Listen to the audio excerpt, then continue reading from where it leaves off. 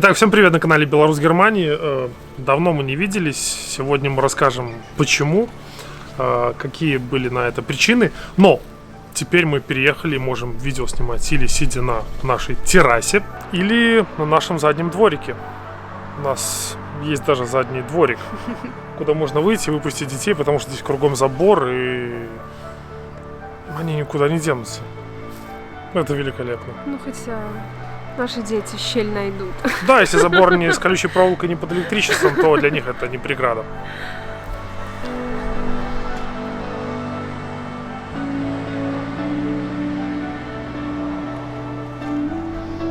А вот и наш вход. Персональный вход. Оп. Ключи внутри остались. А нет, я взял. Ох, спустя неделю у нас появился интернет. И то это пока еще не с модема, это я с телефона раздаю. В общем и целом, почему нас долго не было? Многие задавали этот вопрос. Серьезно, многие задавали этот вопрос. Мы остались при переезде без интернета. Если вкратце, мы переехали 1 числа. Мастер не пришел, сказали брать еще одну заявку, потом заявку одобрили 16 числа, потом они ее перенесли на 19, в общем, еще до 19 долго ждать. Сегодня мы пошли просто-напросто на Vodafone и подключили себе безлимитный на телефоне и новый модем, который к нам придет уже, наверное, через несколько дней.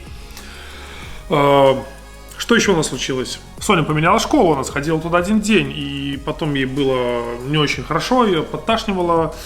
И спустя 4 дня она пошла еще раз в школу, и потом сделала там тест. Дети тестируют сами себя в школе. Некоторые дома, она в школе. И она положительная на корону. Но это только быстрые тесты. Мы сделали ПЦР и ожидаем. На данный момент мы в режиме ожидания. Сегодня пятница, мы сделали в четверг ПЦР-тест, и ответа еще нет. Уже 6 часов вечера. Так как мы, родители, привиты, мы имеем право посещать работу. Как моя жена сейчас будет ходить на работу без проблем. Мы можем посещать магазин, но ребенок второй, он типа как первая контактная группа, которая не привита, это вот Марк, он должен вместе с дочкой находиться дома. Так как дети несовершеннолетние, значит следующую неделю кто-то с ними будет тоже дома. А это буду я. Так что вот так вот, неделя без интернета и теперь неделя с детьми дома.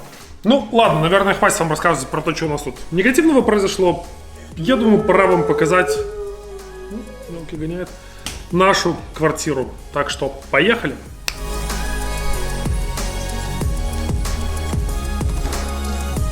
Нет, мам, тут внутри. Теперь мы решили использовать детский труд. На кого я похож, спросил у жены, когда... В общем, я пошел стричь бороду, немножко пошло не так с усами, хотел просто укоротить. Я спросил, на кого сейчас похож? Она говорит, на свинью из Angry Birds, вот в мультике. Так что я смотрю сам на себя и жду, пока отрастут усы, что реально я похож на эту свинью зеленую из Angry Birds. Мне это самого раздражает. Ну, да ладно. Сейчас вкратце начнем про квартиру рассказывать. Сколько, давай... Она, по-моему, 102 квадратных метра. 102 или 105 квадратных метров, она 4-комнатная. Самый большой плюс, что мы был при выборе этой квартиры, почему-то мы все-таки к ней пришли. Это 2 туалета. У нас семья 4 человека, по утрам пробки в туалет, так что это был самый главный такой нюанс. Дальше. Аренда. Сколько у нас аренда стоит? Короче, вместе с парковкой мы за это платим 1000 евро. Теперь вкратце пройдемся по квартире, пока... Мама с сыном. У нас 2 варианта парковки. Я сейчас даже выйду на террасу. Первый был... Оп, боже мой. Ну, я пока машину паркую прямо здесь. Вот у нас под домом вот, терраса и сразу парковка. Но эта парковка как бы за тобой не закреплена. Там, кто успел, там 4 человека имеют право, кто здесь живет, парковаться всего лишь на вот этот большой дом. И 4 человека, кто приезжает в гости. Поэтому здесь не всегда есть место. Мы так подумали, надо же место, чтобы было всегда для тебя. И единственный вариант был только вот рядышком с тем домом. Вот туда надо пройтись. Вот так вот там идешь и идти 50 метров где-то. Так что у меня машина там на ночь я все время оставляю там. Здесь, когда продукты какие-то выкладывать. Там парковка стоит 20 евро. Ну, вот так что все вместе с парковкой 980 за квартиру и 20 евро, короче, 1000 евро мы отдаем за эту квартиру. Ну, пошли смотреть же саму квартиру. Да, кстати, еще вот вход, сейчас покажу. Так, светло, наверное, очень. Вот ты приехал сюда, машину поставил, пошел. Вот зашел, прошел через весь дом и вышел, потом с другой стороны этого дома, там вот где мы снимали в самом начале, у нас отдельно там вход. Но это единственный минус, что вот когда я носил мебель, это приходилось машину оставлять там и просто вот бегать туда-сюда. Но то, что как я все это снимал, а это было на жестком диске, теперь этого уже нету. Так, начнем с детской комнаты. Как бы Соня маску. Самая необустроенная. Самая необустроенная. Соня у нас пока вот в маске. Да, это детская комната, мы решили ее оставить для детей. Тут у них выход сразу на террасу есть. Я уже встроил стенку детскую. Пока мы только шкаф перевезли, полки. И ждем двухэтажную кровать из Икеи. Мы хотели ее забрать, поехать. Но когда я спросил у жены, ты правильно посмотрела, что кровать здесь наличие? Она сказала, конечно, я же эксперт в Икее. Я приезжаю туда, мне говорят, а с чего вы взяли, что в Магдебурге есть кровать? Я приехал просто в Икею, походил, мне сказали, едете в Лейпциг или просто заказывайте. Поэтому нам надо будет или ехать в Лейпциг в ближайшее время в Икею, или заказать. Доставка, по-моему, стоит 39 евро. Двухэтажную кровать мы уже выбрали. В одном из видео она где-то мелькала. Я ссылочку на видео, наверное, оставлю где-то вот здесь. Там белая, но мы выбрали ее такую же, как белая, только под цвет дерева. Пока что вот один спит у нас на матрасе. С этой же комнаты вход в зал. Кстати, вот мы только что здесь снимали видео, штатив остался. Тоже мы поставили телек пока что, старая наша радиола еще не распакована.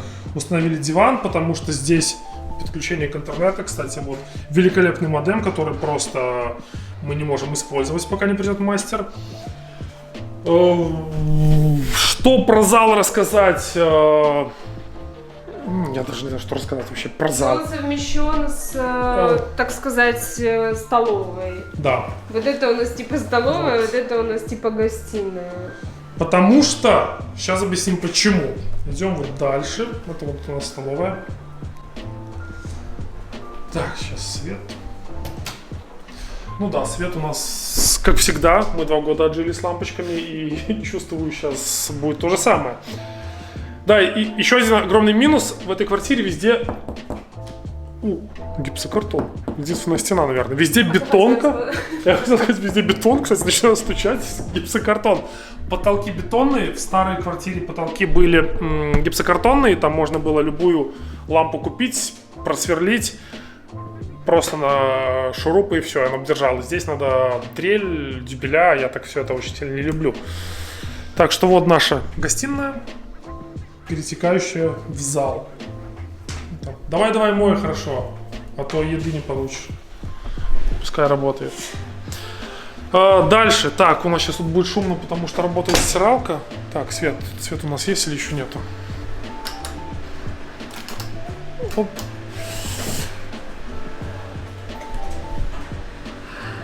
Большой недостаток этой квартиры в том, что здесь отсутствует кладовка. Поэтому у нас есть такой закуток, который мы это, пока кстати, временно переоборудовали. Вот сейчас жена стоит в коридоре, чтобы вы понимали, вот зала это коридор, да, сразу. Да. Вот. В коридоре у нас находится, как бы у нас квартира вся построена вокруг туалета. Туалет по центру. Давай покажем, ты типа с ножом за мной бежишь, а я убегаю. Ой, я тебя догоню! Ай-яй-яй! Догоню! Оп.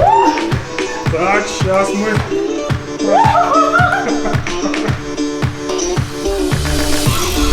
Стой, я тебя не могу догнать, я устал. В общем, как вы поняли, все вертится в этой квартире вокруг туалета. Просто через все комнаты можно пройти, кроме одной. У нас только одна комната. Карантинная, где теперь Соня ночует.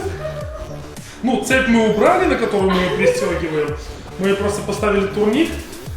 Здесь турник и лампу. Здесь мы хотим оборудовать как кабинет, типа сделать, где я могу садиться, сделать красивый задний фон, там, записывать видео. Жена там будет что-то по работе свое делать. Тут будет кабинет. Но это единственная комната, которая вот одна без проходки. Это вот наша, да, пока что наша каморка. Еще одна каморка. Теперь касательно туалетов. Их у нас два. Первый. Ключ упал, типа как гостевой. И второй. Оп. Да, один из недостатков тоже этой квартиры, потому что здесь нет реальной нормальной душевой кабины. Ну вот, как видите, вот это все как-то... Вот это душевая. И мы просто купили шторку. Да, все, это вот душевая. Хорош уже мыть. Сотрешь швабру, носится, смотрите. Корбейки готовишься. Все, давай, показушник, выходим. Да, вот это как бы такой минус. Ты привык, когда к ванне, даже быстренько там детей, бывает, с улицы пришел, так вот поднял их, поставил в ванну, обмыл, ушел. Здесь надо вот залазить в душ полностью. И со светом. Здесь, как видите, свет только подключается сверху. Я пока что там поставил просто лампочку. И на потолке нету. Я не могу на потолке нормально поставить люстру. Ну, просто нету подводки. Тянуть кабель, это будет, ну, некрасиво. Также с туалета мы плавно выходим в нашу комнату. Это второй выход из туалета. Вот, оп. Где есть вот. Еще один маленький балкончик. Сейчас, подожди, вот вход в коридор, вот вход в туалет второй. Наша комната... Комната как комната. Тут, да, у нас есть собственный балкончик маленький. Для чего он, я не знаю. Он вот он есть. Тут моя штанга. И вот наш дворик тоже еще один. Ну, сейчас. Оп, вот так вот вам, наверное, лучше будет. Да, вот это дворик. Просто вот. Балкончик такой, просто вот выйти, постоять там с чашкой кофе с утра, посмотреть на падающую листву. Все, я не знаю, для чего он еще. Так, закрывай. И сейчас мы идем в кухню. Святая святых. И вы поймете, почему у нас гостиная отдельно. Уборщик, покиньте, пожалуйста, помещение. В общем, переходим в кухню, и вы поймете, да, почему у нас гостиная отдельно. Вот сама кухня. Она малюсенькая. Кухонька маленькая, но когда мы переезжали, еще оказалось, что наша столешница старая, которая была в кухне, она не подошла, нам пришлось купить новую столешницу. Вырезать. И слава богу, кстати, у нас чайник сломался, отлетела крышка, и все, он как бы... Чайник пережил переезд из Беларуси. Чайник, кстати, да, пережил переезда... Он с нами приехал из Беларуси. И, кстати, сейчас покажу интересный момент. Вот я вылил воду, чтобы вообще понимали, какое качество воды в Германии. Мы чайник привезли из Беларуси, и мы его ни разу там внутри не мыли. Если вам будет видно, конечно. В смысле, от накипи имеется? Да, от накипи. Не чистил. Он внутри идеальный, он как будто новый, накипи нету вообще. Ну, чайник это ладно, это другое. Что хорошо, когда мы делали столешницу, она 3,5 метра длиной, во-первых. Во-вторых, сейчас покажу. Смотрите, как открывается окно. Мы когда выбирали столешницу с Серегой, там, с корешем моим он приезжал, мы взяли рулетку, померили, сколько она должна быть длиной на глаз, типа, ну, 3,50, давай 3,50. Поехали, вырезали, приехали, заносим. Типа уже вырезали отверстие. Все, кстати, резали на улице. Что очень... Оп, сейчас. Удобно. Вот у нас. Мы прям здесь все это вырезали. Я потом убрал за собой. И когда мы ее внесли внутрь, смотрите. Угол. Ну не угол, расстояние до окна.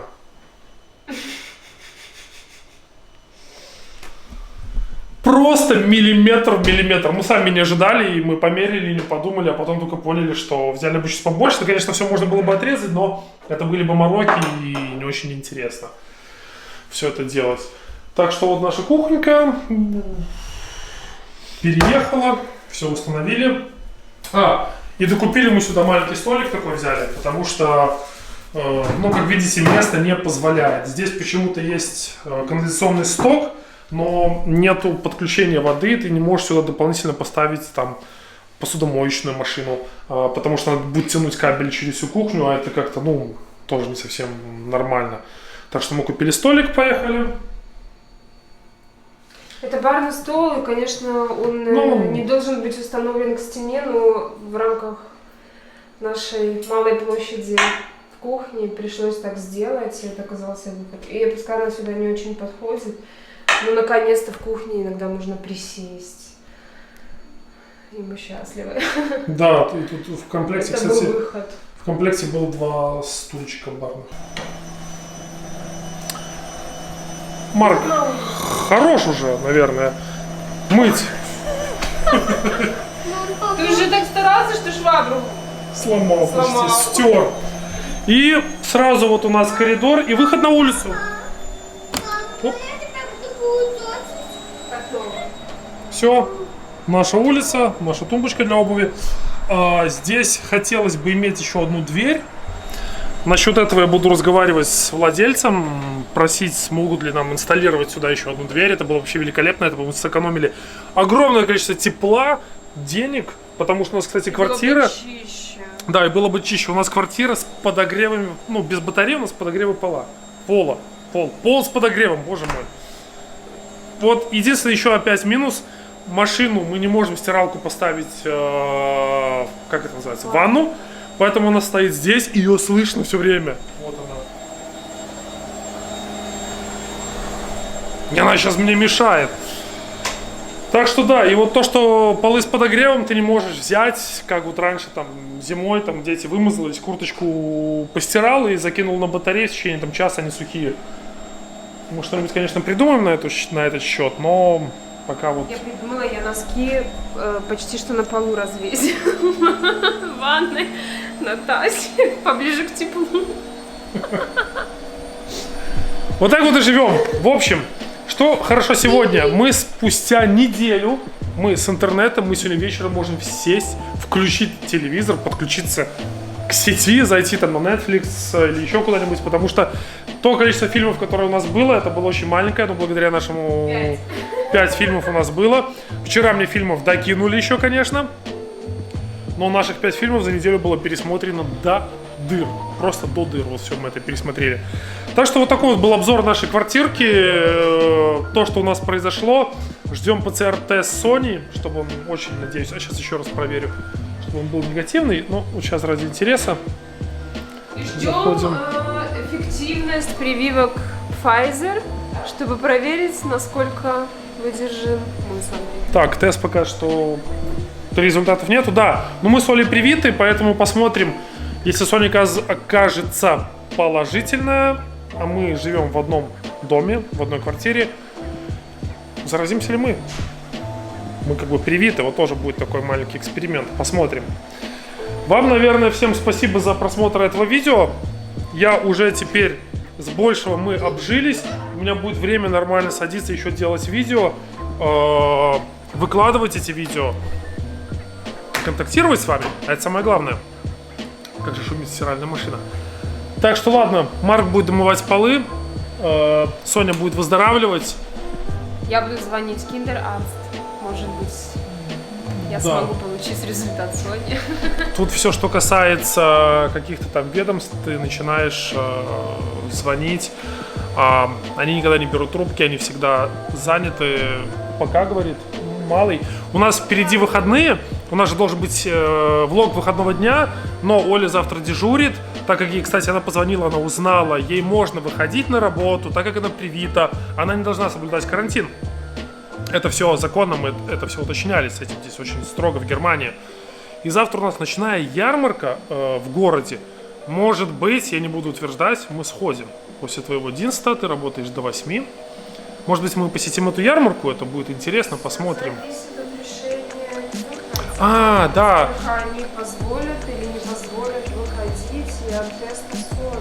Ну да, кстати, там еще, как это называется, Министерство образования, здравоохранения, еще они каждый случай типа обрабатывают индивидуально, они еще нам должны позвонить, сказать, какие действия мы должны предпринимать, пока на данный момент Оля может посещать работу. На этом все. Пока и до новых видео.